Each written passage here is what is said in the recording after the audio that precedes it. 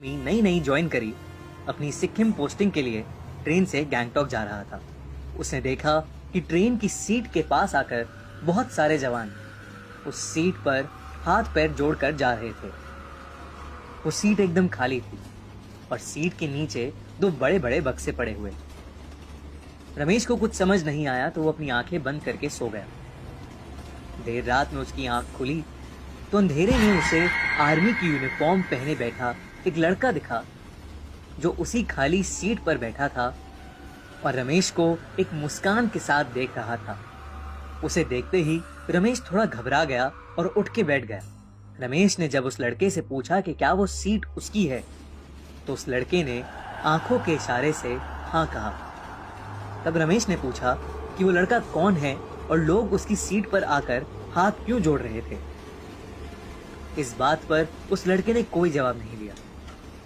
रमेश ने फिर पूछा, पर फिर वो लड़का एक मुस्कान लिए उसे देखता रहा।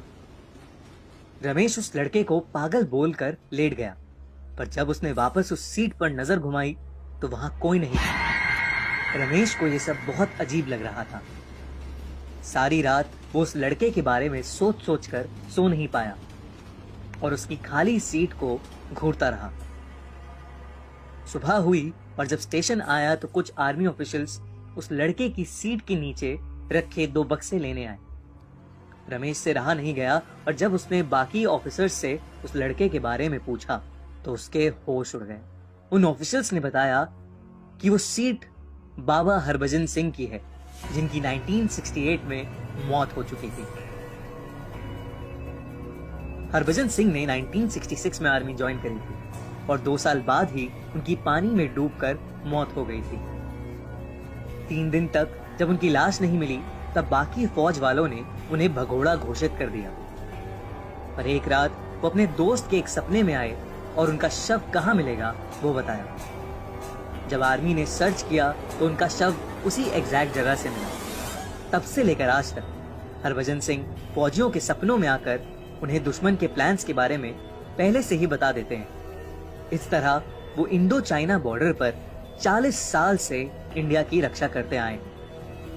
कहते हैं रात में पहरा कर रहे फौजियों की अगर आंख लग जाती है तो वो उनको चाटा मारकर सतर्क भी करते हैं। इतना ही नहीं, इंडियन आर्मी भी इस बात को मानती है कि उनकी आत्मा अभी भी बॉर्डर पर ड्यूटी कर रही है और उनको कैप्टन का दर्जा और बाबा की उपाधि भी दी गई।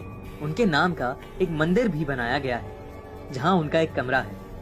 हर रोज उनका बिस्तर बिछता है और उनकी यूनिफॉर्म और जूते वहां रखे जाते हैं।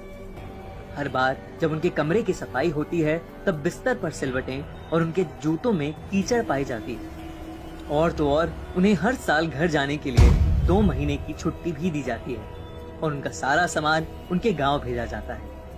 और उस समय सिक्किम के जवान हाई अलर्ट पर होते हैं। ये सब कुछ सुनकर रमेश दंग रह गया और अपने बंकर पहुंचते ही वो सबसे पहले बाबा हरभजन सिंह के मंदिर गया, जहां वो ट्रेन में हरभजन के साथ हुई उस मुलाकात के बारे में सोचने लगा। सोचते सोचते एक बार फिर हरभजन सिंह की छवि उसके सामने आई।